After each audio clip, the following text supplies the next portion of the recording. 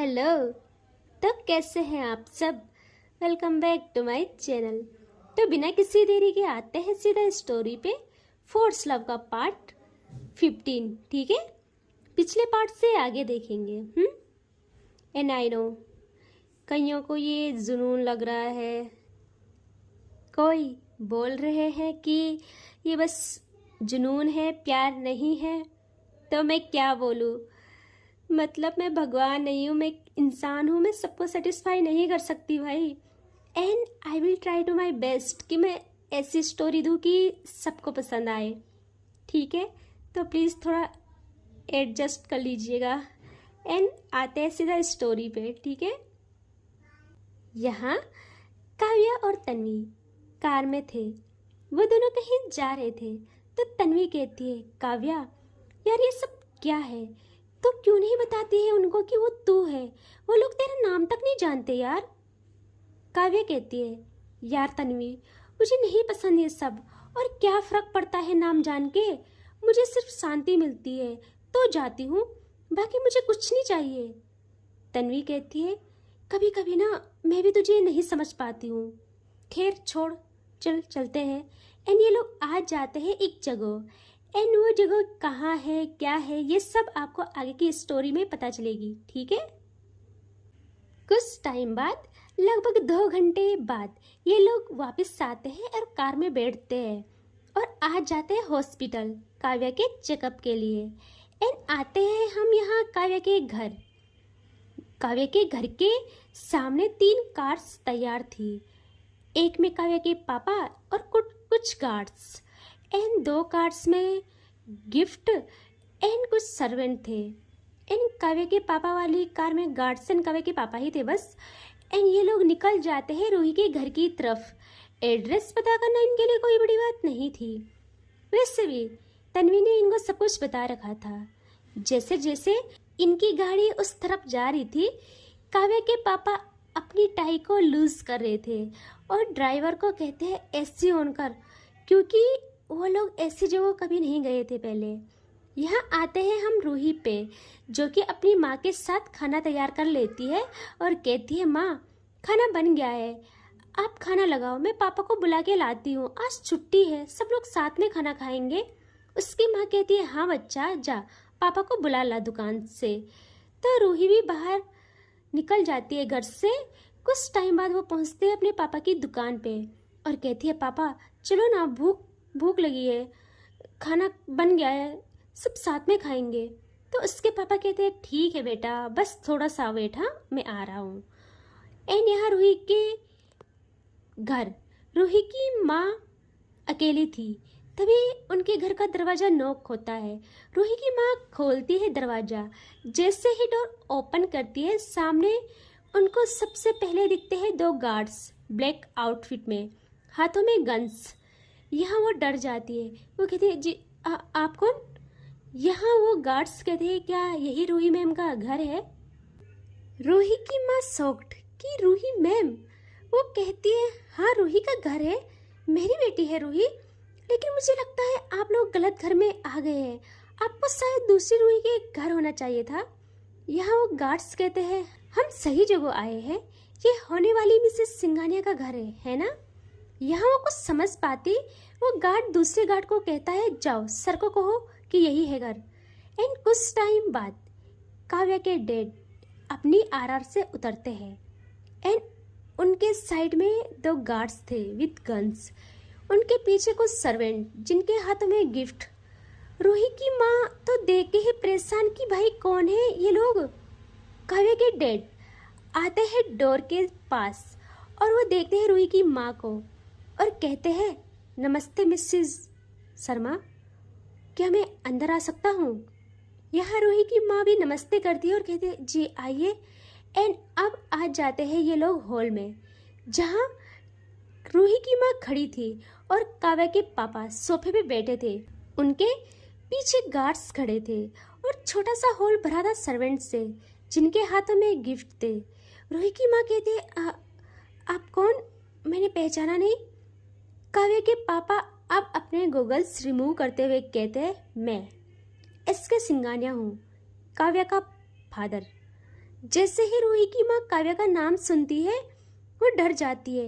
वो हकलाते हुए कहती है, आप यहाँ क्यों, कैसे?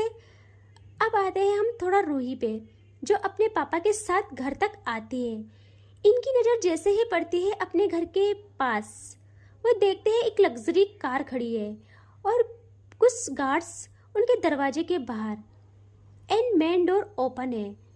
उनको बहुत घबराहट होती है, वो जल्दी से घर के अंदर आने लगते हैं और कुछ टाइम बाद ये लोग दरवाजे तक आ जाते हैं।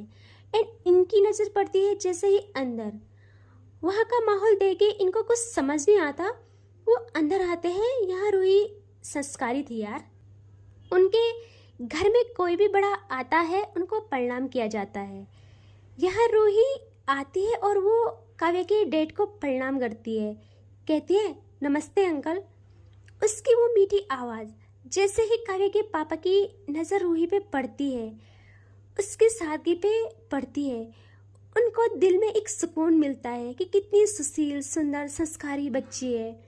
वो जल्दी से खड़े उठते हैं और बहुत प्यार से रूही के सर पे हाथ रखते हैं और उसको आशीर्वाद देते हैं और अपने जेब से एक पैसों की गड्डी निकालकर रूही के बलाएं लेते हुए एक गार्ड को देते हैं और कहते हैं, सब में बांट लेना।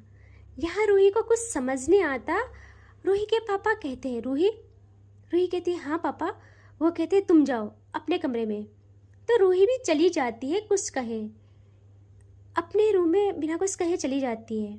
यहाँ काव्या के पापा अब देखते हैं रूही के पापा को और हैंडशेक करने के लिए हाथ आगे बढ़ाते हैं और कहते हैं, हेलो मिस्टर शर्मा। यहाँ रूही के पापा भी हैंडशेक कर लेते हैं और अब ये दोनों बैठ जाते हैं सोफे पे आमने सामने। यहाँ रूही के पापा कहते हैं, आप कौन? हमने आपको पहचाना नहीं।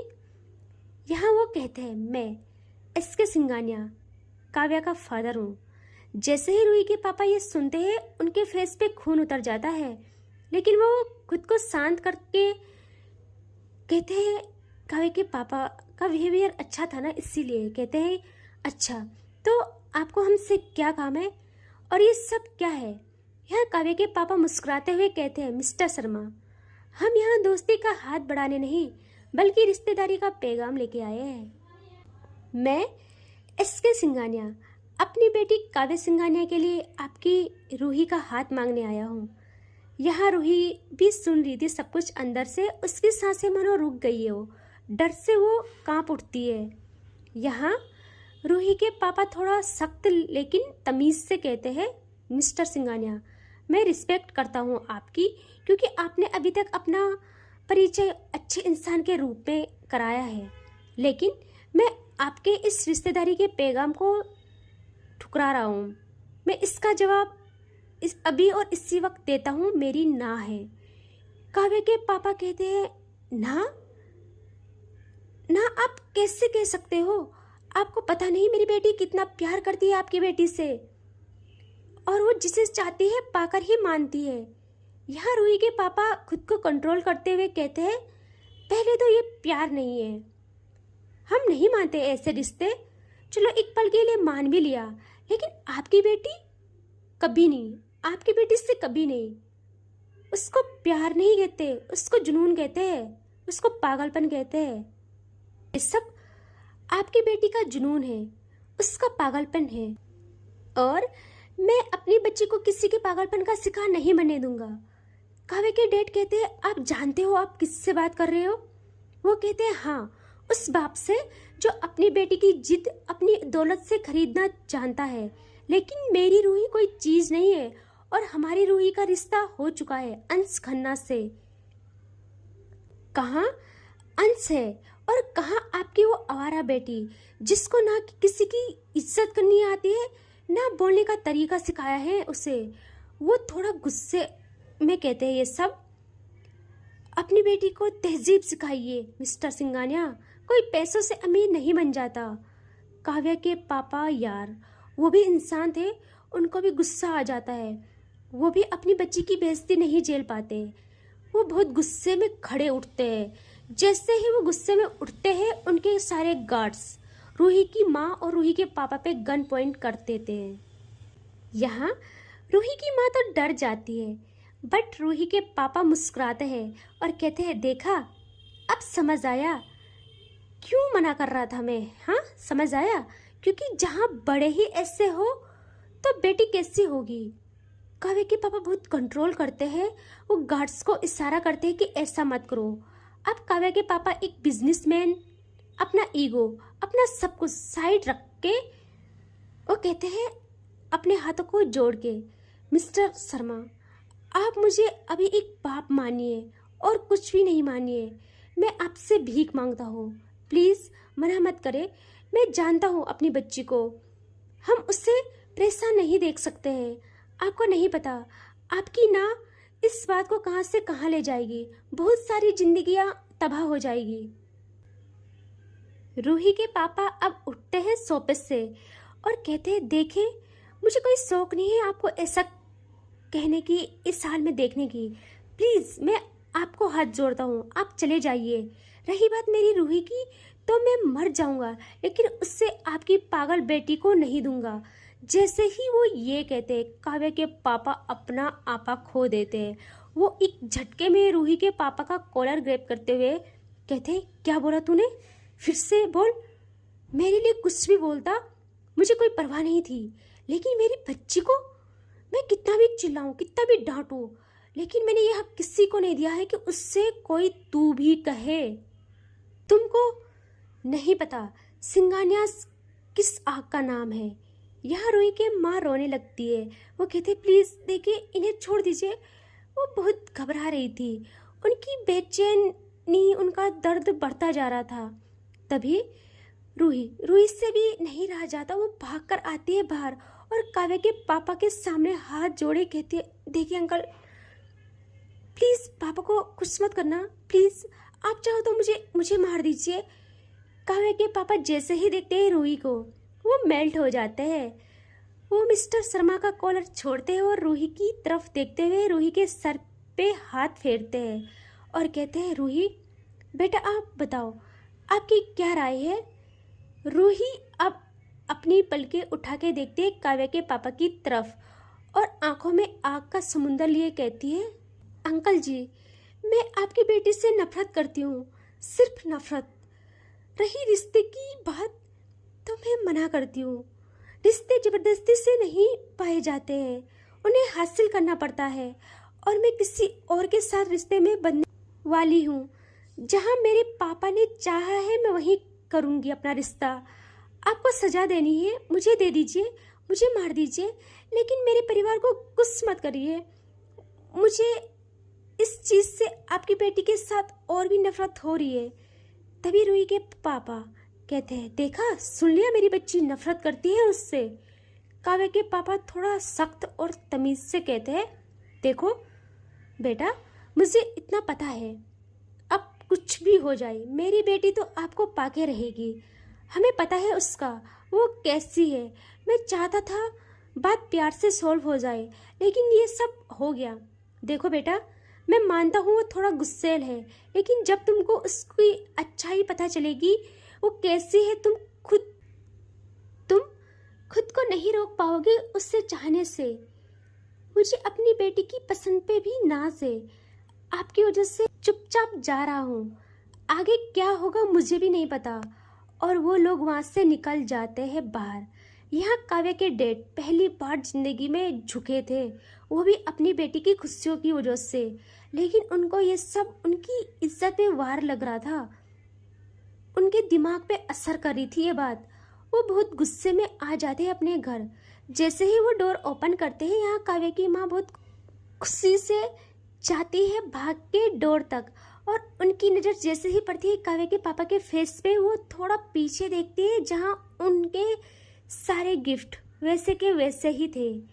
उनको समझ आ जाता है। यहाँ काव्या के पापा बिना कुछ कहे अपने रूम की तरफ जाते हैं। काव्या की माँ भी आ जाती है उनके पीछे पीछे उनके रूम की तरफ, और वो उनको कहती है, क्या हुआ, आप ऐसे परेशान क्यों हो, क्या कहा उन लोगों ने।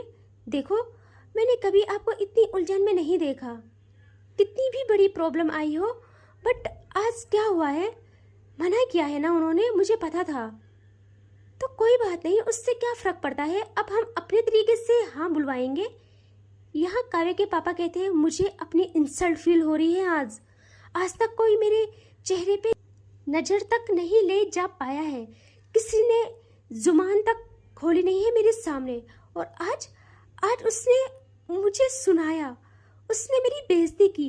मैंने अपनी बेटी के लिए हाथ फैलाए उसके सामने और उसने मेरी बच्ची को पागल कहा। जैसे ही काव्या की माँ ये सुनती है, उनके गुस्से का लेवल इतना हाई हो जाता है जिसकी कोई सीमा नहीं रहती। वो कहती है उनकी ये हिम्मत, हम थोड़ा शरीफ क्या हुए, उन्होंने आपके साथ ये सब किया, उनको इसकी सजा भुगतनी पड़ेगी। ऐसे कैसे कोई आपको कुछ भी बोल देगा? उनकी हिम्मत कैसे हुई? उन्होंने आपकी आंखों में आंखें डाल के मना किया और आपको समझाया था मैंने। आप ही थे जो कह रहे थे प्यार से बात करेंगे, मान जाएंगे। अब आप मत चिंता करो, आपकी बेइज्जती और अपनी बच्ची की खुशियों का दोनों का हिसाब मैं लेके रहूंगी। और अब आते हैं हम रूही के घर। जैसे ही काव्या के पापा निकले थे, यहाँ रूही टूट जाती है, वो जमीन पे बैठ के रोने लगती है। यहाँ उसकी माँ और पापा जल्दी से रूही के पास आके रूही को गले से लगा लेते हैं और कहते हैं बच्चा ना रो, ना प्लीज़ नहीं रो प्लीज़। रूही कहती है पापा अब क्या होगा, इन सब की वजह मैं हूँ, सिर्फ मैं खुद को ख़त्म कर दूंगी। यहाँ उसके पापा कहते हैं सोचना भी मत, खुद को एक खरोच भी दी तुमने तो तुमसे पहले तुम्हारे पापा मर जाएंगे। हमारा सब कुछ सिर्फ तुम हो, तुम्हारे अलावा और कौन है हमारा।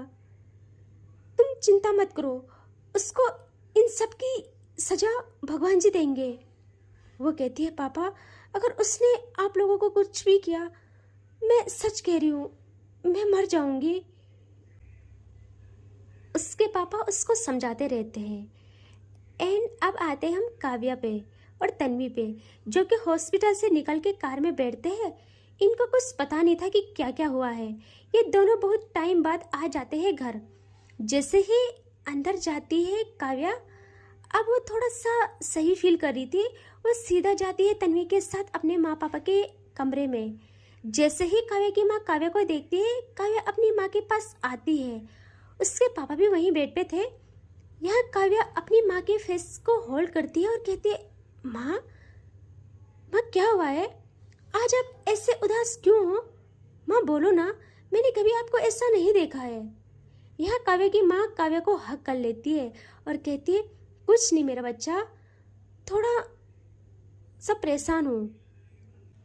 और वो थोड़ा सा पीछे होके काव्या के फोरहेड पे किस करती है और कहती है तुम चिंता मत करो, तेरे माँ पापा जब तक जिंदा है तुझे सारी खुशियाँ मिलेंगी, जो भी तू चाहेगी सब कुछ हम तेरे कदमों में रखेंगे।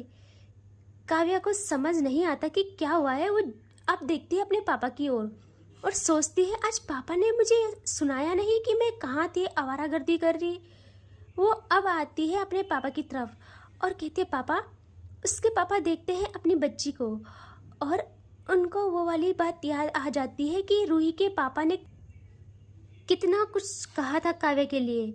वो बहुत इमोशनली टूट के काव्या को हक करते हैं और उसे पास बिठा के कहते हैं बच्चा, तुमको हमेशा डांटता हूँ, हमेशा डांटता रहता हूँ मैं, आज मन कर रहा था सिर्फ प्यार करूँ। काव्या कहती है पापा आप बताओ क्या हुआ है, आप लोग ऐसे अजीब बिहेव क्यों कर रहे हो?